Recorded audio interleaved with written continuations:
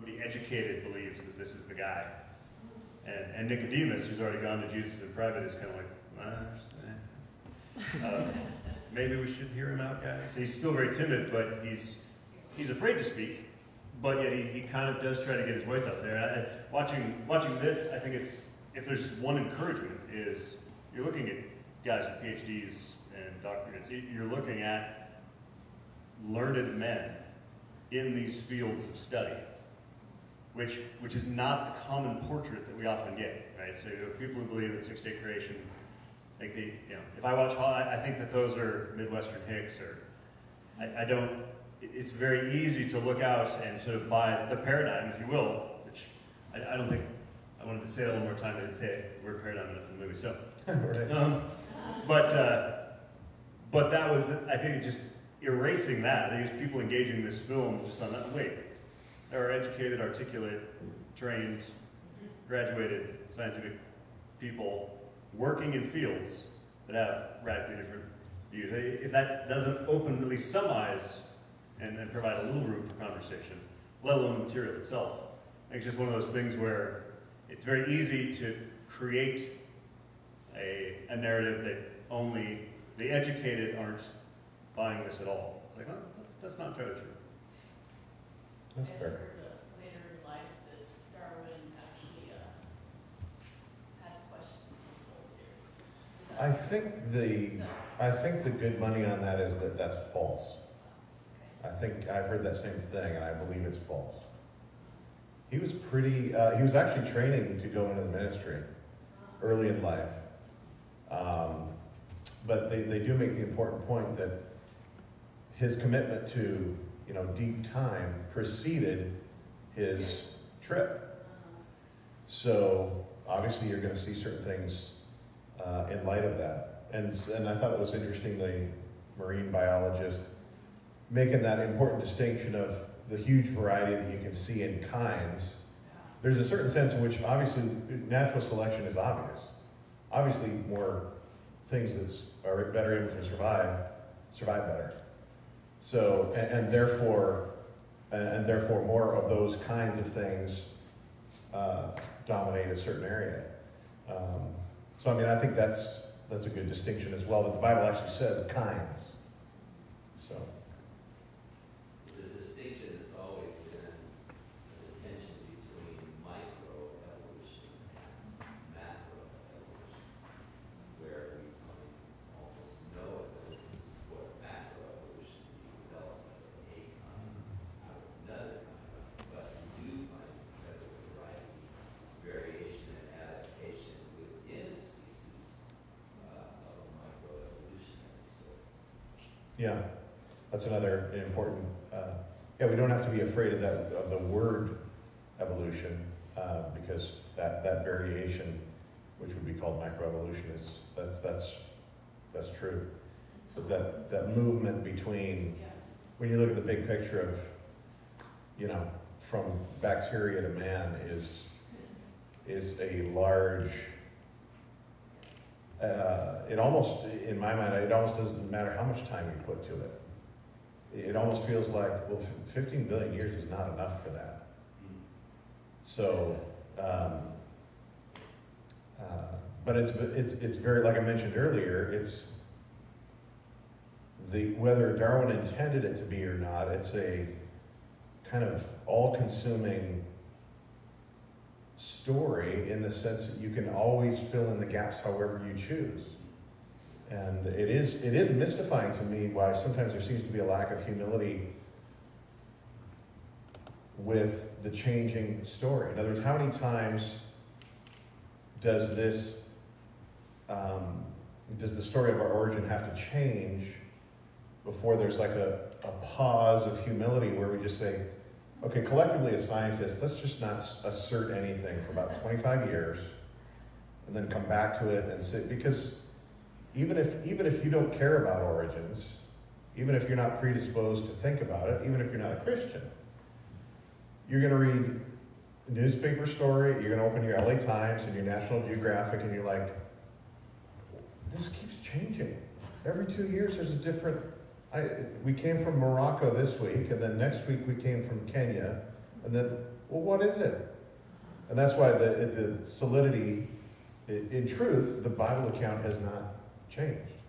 I don't think the film does a good job of making a, though obviously, as creation happened, we don't know exactly how that, I mean, it's a unique, miraculous, supernatural thing, so you don't know exactly what that looked like. But I like how the guys, with their different observations and imagination, were both, especially the guy who divided up or reminded us that those helpful divisions in which the earth was looking and behaving very differently. So creation week and flood and post-flood, and why a well-meaning evolutionist might look at, he says, well, this rock dates to 1 bajillion years ago. And their response is, first of all, the dating is inconsistent, so you have that problem, because they're dating it saying it's 500 million bajillion or 200 million bajillion, depending on which method you use. But the whole thing also of saying, okay, but remember, your assumption is that it's been this process the whole time and that's never changed. And of course, the Bible account is, the Bible explicitly says, no, it wasn't always that way. There was a huge, massive thing called creation, another huge, massive thing called a flood. Obviously, that's going to change your system. The whole theory of uniformity is what a great deal of evolutionary theology and sciences are resting on, the assumption that all the things you see happen today have just always been going on that way forever. There'll be an occasional abrupt event like a volcano going off or a local flood or something like that. But it all acts pretty much the way you see it today. And even from the evidence in science, non-creation science sees in the world and the cosmos, that can't always have been the case. The evidence doesn't support it, yet they stick to it because they must, because their whole house of cards and glass, and they allow it not to be always true. Or a controlling media influential majority are. I mean, let's be honest. Most days I'm not talking to Richard, to Dawkins, or not my normal conversation. But I mean, as a pastor, just I'm more apt to interact with somebody who's asking questions about faith, or maybe is it Comic-Con. But I think that the mantra that they've been fed is also broken up by elements of this movie, which I think are good takeaways for conversation later. And that's just some of the simple truths about differentiation within, like you said, like you look at all these signatures by atheists or agnostics, non-religious, who are saying, no, we're not, we actually are extremely critical and don't feel the Big Bang is a viable model. Okay. It's the same thing in the fields of sexuality. As I try to break in, I think white liberal elitists talk about this LGBTQ rainbow community as if they are a united front. I just read an article today by one of the leading feminist lesbians, totally discounting transgenderism. It's like, there's not this one big team that we must all sort of buy into this mantra. It's the same when we get the idea that there is, everyone's agreed. Like, no, goodness, telling the common man, look closer. You're buying sort of the nightly news, Discovery Channel bill of goods, whatever bill of goods you're buying. Even within the field, there's a lot of differentiation. There's a lot of conversation. There's a lot of argumentation. And we're not even talking about the Christian folks.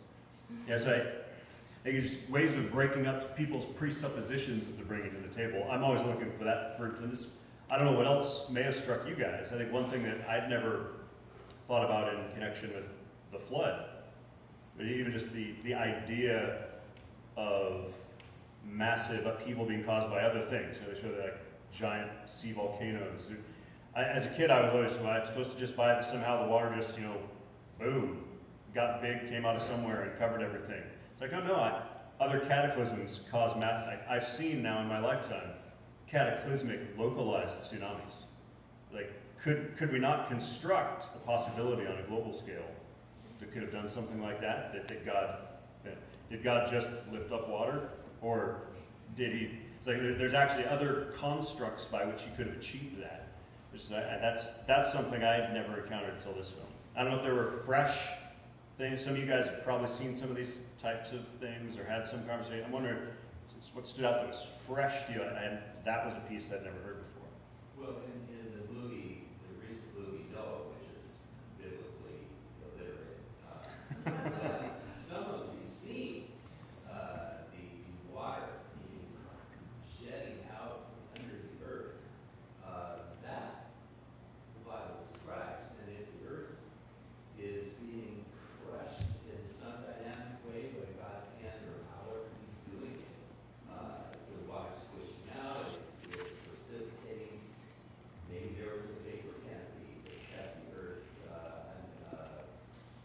preternaturally warm, as it was a warmer earth than a greenhouse type of thing.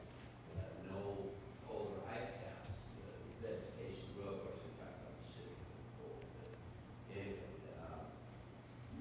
So yeah, there are some actually pretty stunning visual representations of what the Bible describes, along with some really spurious angelic rock beings, etc.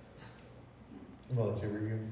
Oh, I liked the thing about their look at dinosaurs and being pre-flood and how that was like a more fierce Mm-hmm. time, and then flood happening, and then animals and growth and population, all of that after that. The thing I was thinking is, I've never considered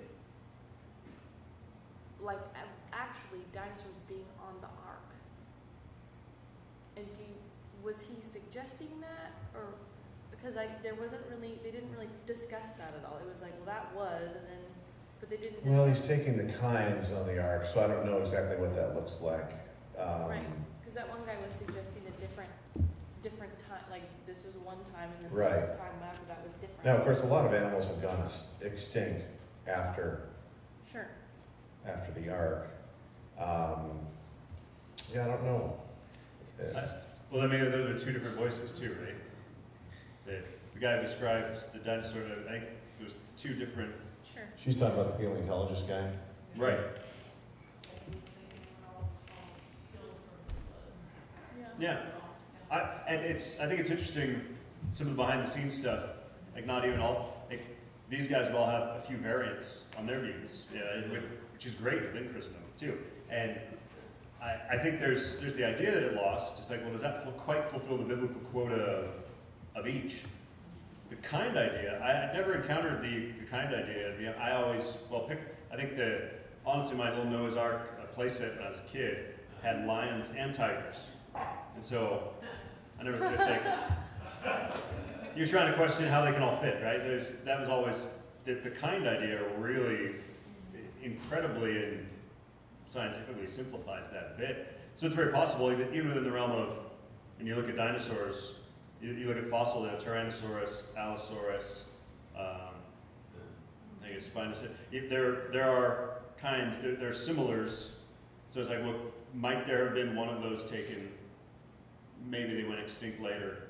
But could there have been one of each type and an infant was taken? Quite possibly. If we got, I would better reconcile it as taken and gone extinct than he left all the dinosaurs and the unicorns.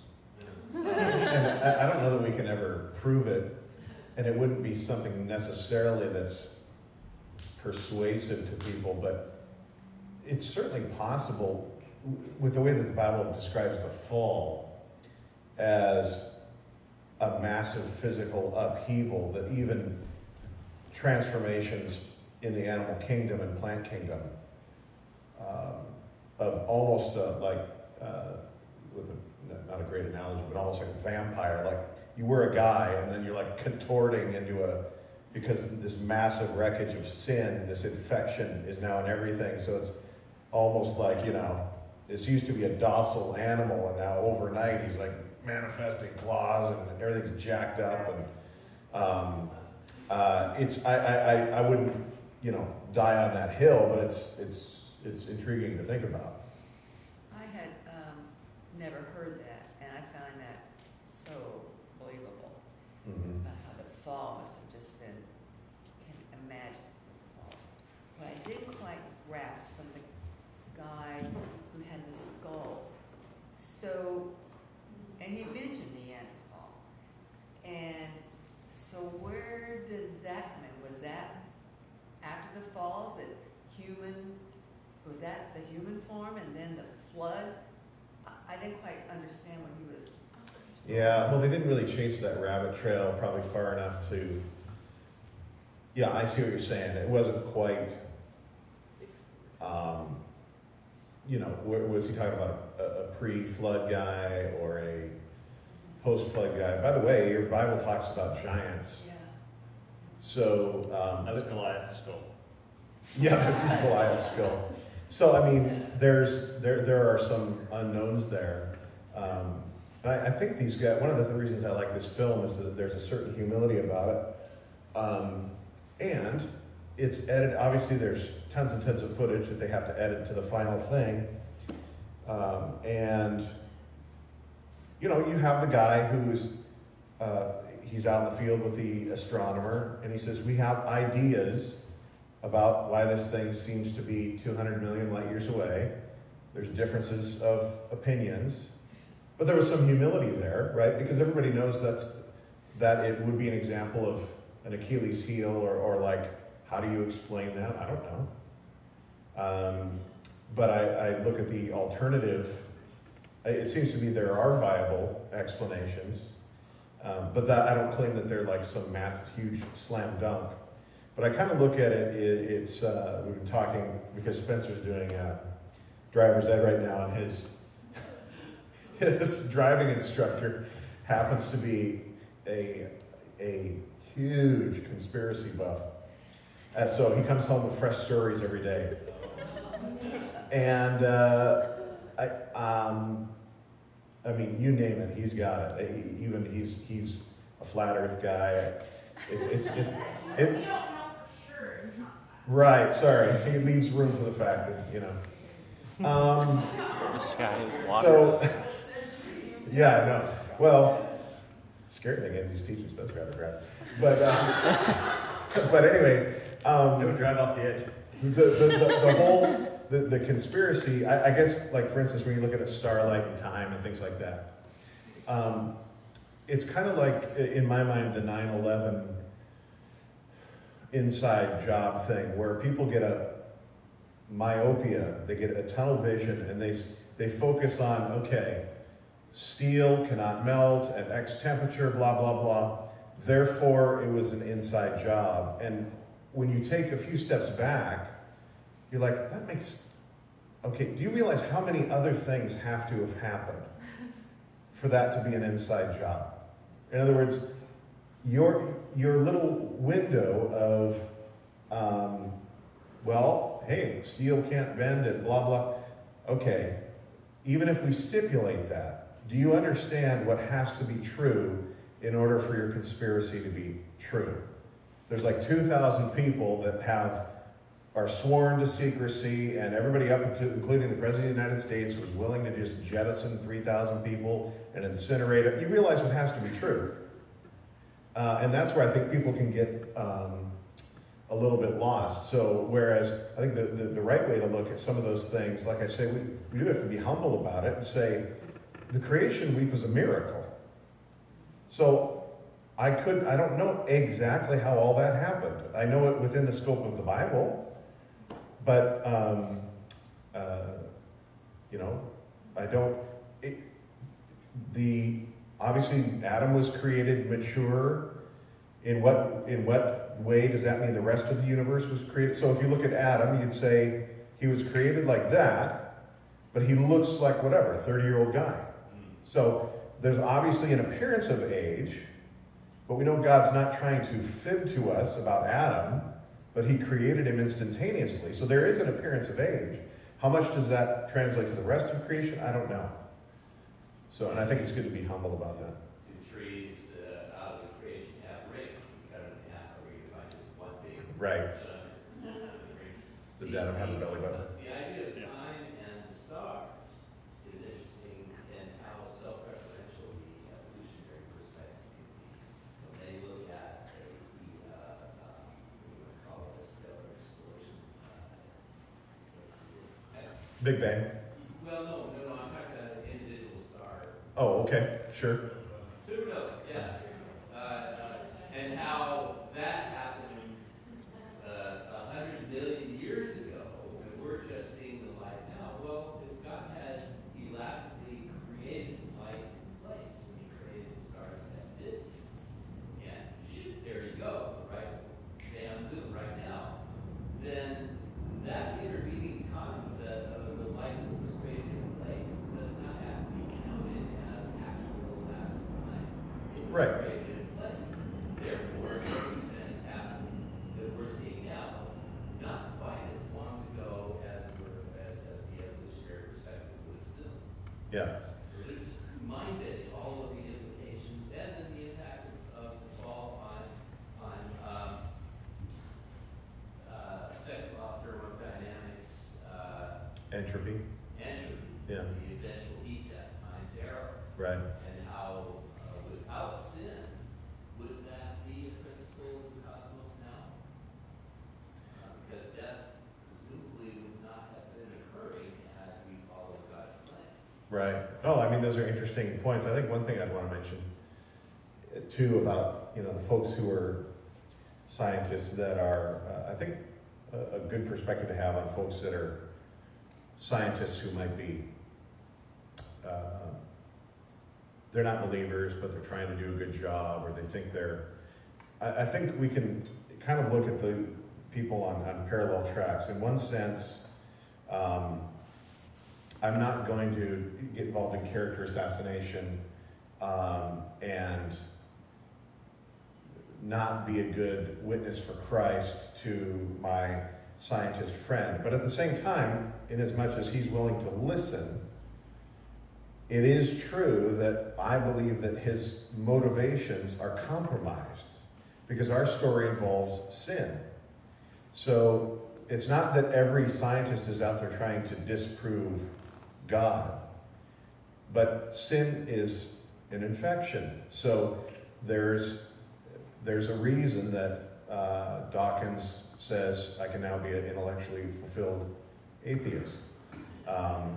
And that you have to watch out for. I mean, I think it's fair to, if I'm talking to my friend who's an atheist, I have to continue to challenge him on his neutrality. You know what I mean? You feel like you're being neutral, but really, the Bible would tell us you're not neutral. I'm not saying that to be mean. I'm just saying it is what it is. You and I are born with original sin. That affects everything in your life. How you work, how you study, what you believe, what you want to believe.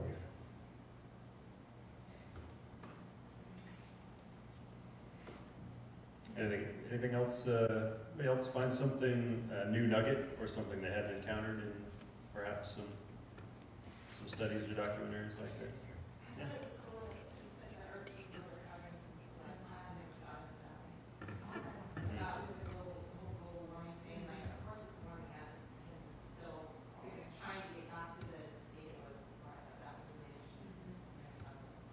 Yeah, global cataclysmic impact. I mean, that's the causing of an ice age. There's the dynamics of that were, yeah, I don't know that you think about that constant change and climate change, right? I mean, like it's, okay, if there was some dynamic impact, you're talking about a lengthy recovery or a lengthy shift back from whatever that upset was. Yeah. Well, and even some of the small details like,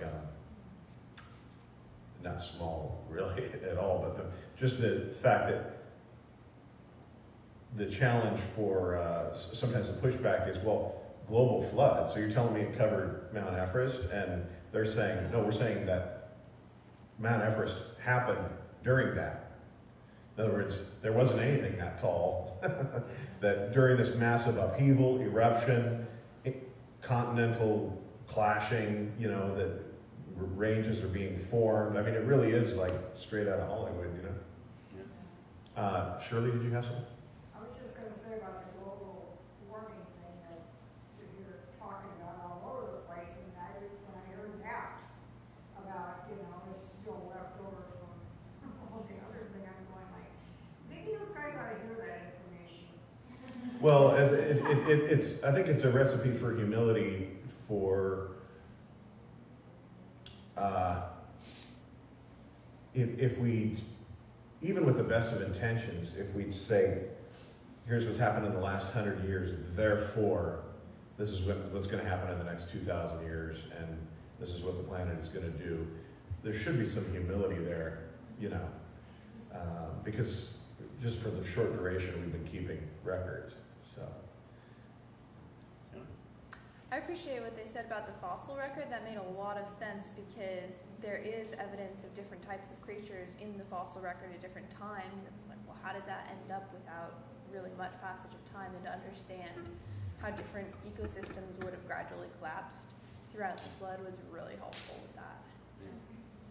I like how they put it as like a major burial. Like that made sense, like lots of burial layers. It's like, oh. Yeah, the finding, and then the finding of just lumps of all the dinosaurs, lumps of large species all tumbled together as if they just got pushed into that space and rapidly buried and fossilized. Yeah, that's been one of those things, and the fact that we find lots of discontinuities from the record we would like to create.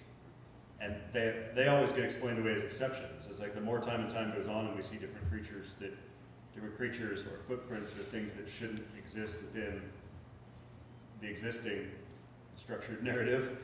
It's like, how many of those do we explain away before we have to, you know, this was something came in later, or some cataclysmic event has sort of mixed these layers together, or, okay, well now you're giving credence to the cataclysmic changes. So it is kind of interesting to see it. How long will we go on with the study before there'll be some humility to say, and I don't think that's impossible. I mean, nobody's going to necessarily move toward Christ or move toward the Bible, but it would be interesting to see, to have a major break and shift, whether that's Big Bang, whether that's some age stuff. It'd be fascinating to see science take a big humility shift. I still think we're going to suppress the truth in our unrighteousness, and we're going to find some other way to go with it, but it would be interesting to see that in our lifetime.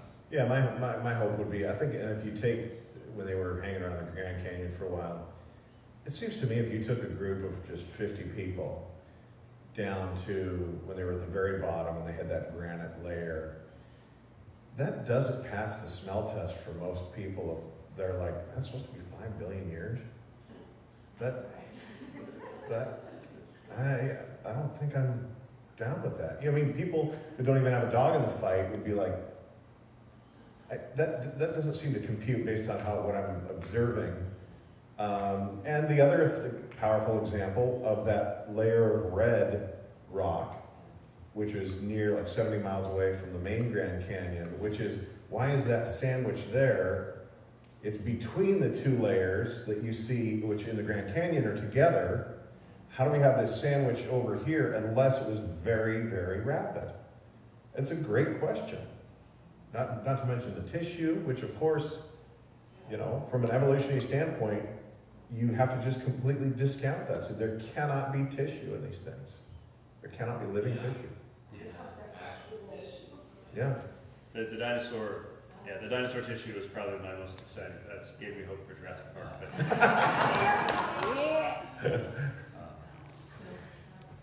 So what we have are two competing narratives racing side by side on the borders of time.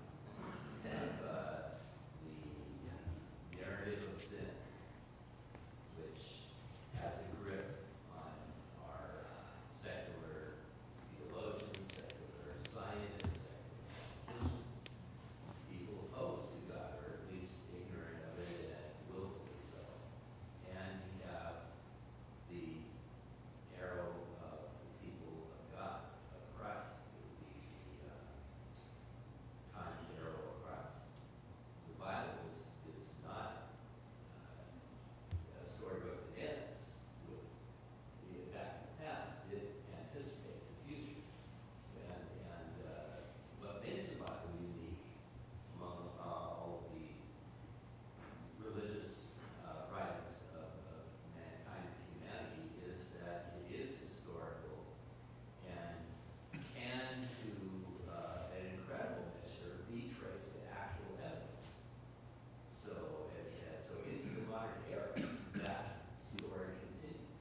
Yeah, they didn't. They only went up about as far. I mean, they talked about Abraham. They got Tower of Babel up to Abraham. There's a lot of other fascinating pieces, you know, archaeological evidence finding the Hittites and other things, which a couple hundred years ago were sources of contention of, look, it's not historical. Discoveries just in the last 100 years have found sites and people groups and validated even more. So they spent a lot of time on creation of the flood. They actually, I could have. Well, I mean, you could probably build a whole second film just on more of the Abraham or just to sort of spread from Babel on. You could probably do a lot to work with historicity. Well, of course, obviously, there's film that ends up on the, you know, you only have so much time, and the language is kind of springing up is great, corroborating. I mean, that's what the Bible says happened, like immediate confusion, and these people groups are figuring out, okay, which one of us talks the same language, and now we're going to have to develop kind of an alphabet or some sort of alphanumeric symbols to communicate, and that's what seems to be the record over there. They just pop up. This film is Genesis History, is on Netflix, and I've seen it there. There's another show that came out a year ago that's also on Netflix on I think it's the Exodus, but anyway, it goes back and examines what has been happening in more recent archaeology concerning the timeline of how Egyptology and the Egyptian record has been jumping. That archaeologists use the supposed accepted theory of the timeline of the hieroglyphics and Egyptology to date all of the other cultures around the Mediterranean. But if, say, 500 years is missing or they're 100 years off, that means all they're dating for everything else around the Mediterranean is called into question. But it turns out that the time of the Exodus is not where people, modern archaeologists have often assumed it to be, but it's actually there. They found Joseph's tomb, the mini pyramid with a statue of Joseph seated outside it. And so, you know, and the whole Exodus across the Sinai and into Midian, just amazing stuff they found. And then not related to that, the other discoveries such as Sodom and Gomorrah in the plains of the Jordan River Delta above the Dead Sea, where they found a layer of vitrified, intense solar-like heat, sun-like temperatures that have fused the brick and the layer of ash and then all the pottery stuff. So now we need is Exodus history. Right. That'd be the next way to go. Yeah. There's a lot that's coming out that really helps inform much more confirmation. I think in fairness to some of my Christian brothers and sisters, I think the most critique I've heard about this has been that there are a wealth of Christian brothers and sisters who I think are in earnest, and I don't believe and stand with a lot of others with not a 6,000-year-old view. And so they're kind of like, well, there's not really two competing. Like, wait a minute. Like they would take a little umbrage with it's not either or. We're fully believing, and yet we're willing to take a slightly different view of those first three chapters, and that I'm confirmed. I'm confirmed even if I may or may not agree that I'll be standing in heaven with them someday. So and God has been illuminated at the beginning. If He says, "Oh, come on, it wasn't really 24 hours," like, okay, I'll let God give me that license to run with. But I also I want to be. I wouldn't want to speak ill of those who think. I think I've actually subscribed to a longer earth view for the bulk of my adult life. I think when you start to understand the difference between what it would take for a dead person to return to life and a worldwide flood, they're both defying they're both defying. We would look at it as humans as different. Oh, it's just, okay, one dude coming out of the grave. Worldwide flood. The magnitude of what's happening on a scientific, you start doing, analyzing at a scientific level, okay, both of those are defying anything we call natural law to a degree. 6-day accelerated creation with maturity, dead guy restored to life after 3 days of rotting. I mean, like, they're both, I can't say one is more plausible than the other. So there's a humility. It's like, if I'm going to accept all these miracles, like a literal 6-day view really isn't outside of, like, it's no more, it's not further out of bounds of possibility. So if I'm credible with my own belief, why not just accept that that is another way he's boggled my mind and broken what I call natural laws? And I think that if we're studying it, we've got 3 strikes, right? 3 strikes I count. There was a world pre-fall and pre-sin, that from the immortality, from the mortality of man to maybe even creatures changed to carnivores, to the earth itself, something drastically was shifted there. Then, first it's created in a way that would be hard to go back and understand. That's strike 1. Then it existed in a state without sin and death. We can debate what that means, but then there's a fall. Then there's the flood. It's just one: creation, curse, flood. There's 3 walls of massive, sort of unnatural God-performed change, or creation and change. Anytime we're trying to work back and trying to walk along a natural path, we're never, that's why even as, like you said, walking with humility, even as creationists, I can't crack that mystery. I'm not sure I can figure out the Neanderthal, the light. I can have some theories, but I got to have some real humility, because I'm hitting 3 different layers of God's hand dramatically messing up my reality. So I'm always going to have difficulty, and I'm never not going to have questions until maybe walking in eternity. Yeah, and for those of you that are interested, that's posted on our YouTube page now, the director and the host, it's probably about 45 minutes of videos. I spliced them together. They're available separately on their website, but I just spliced them together so you can watch them. But they address the issue of, well, why did we present 2? They talk about that in some detail. And the bottom line is, I think they were trying to helpfully coax people who they acknowledge are friends and brothers and allies to say, you don't necessarily have to accept the presupposition of deep time to have a satisfactory account here.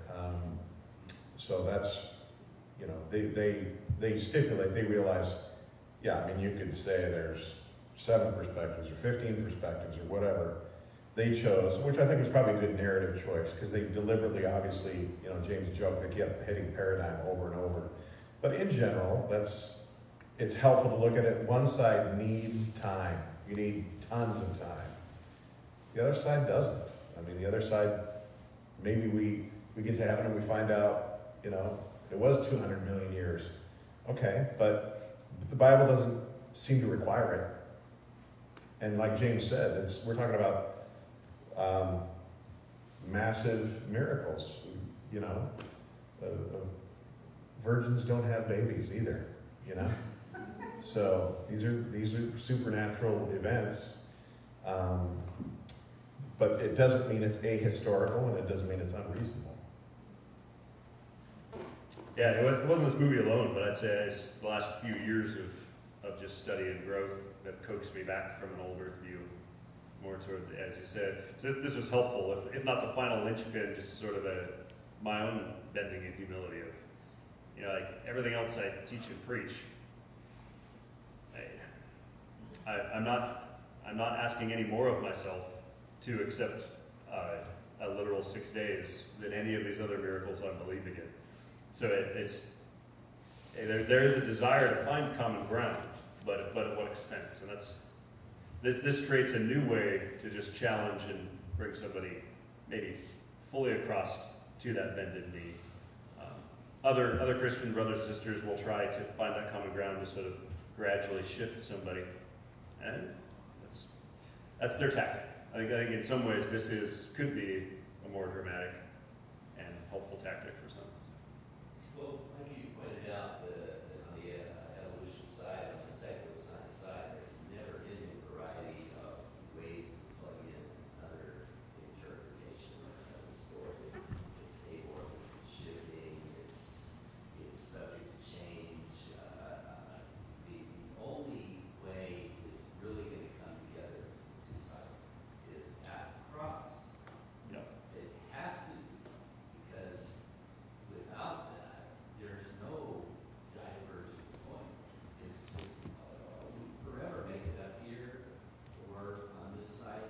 I have faith that the Bible says what it says. I don't know if it always means what I think it means, but I know it always says what it says.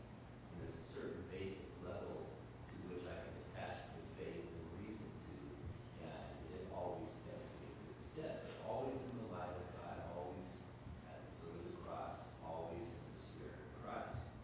Yeah, we should probably let folks Yep. go, but my final comment on that would be that's a good point in the sense that as huge and as massive as these events are, they're in some ways the subtext to the gospel message, the prelude to how Paul would describe the message of Christ to people would be, you have to understand there was a creation, you have to understand there was a fall. These are necessary ingredients for you knowing where you stand in relation to God. So it's not that they're unimportant, but it's almost a subtext in light of the gospel. Amen. Although I do have the Nephilim figured out, if anyone wants to know. Well, yeah, let me, thanks for joining me in doing most of the work this time around, Ben. Yeah, you bet, buddy. We'll hopefully see some of you guys back with friends for Hacksaw Ridge, and don't miss the opportunity to plug in some of the extra resources too if you want to learn and grow a little more. So I'll pray for us. Father, thank you for the opportunity to look at extremely educated yet humble men looking for a way to understand the world around them in light of your word. Thank you for their work, not just in their fields, but even to participate in something like this, to add fuel for a conversation and hopefully some positive provocation. That you would be in a variety of ways, whether it's head or heart, be provoking the spirits of those who have either fallen into doubt, fallen into compromise, or literally have not had their blindness removed and an ability to see the creation and realize that it testifies to you and your glory and your design and your story and ultimately the gospel.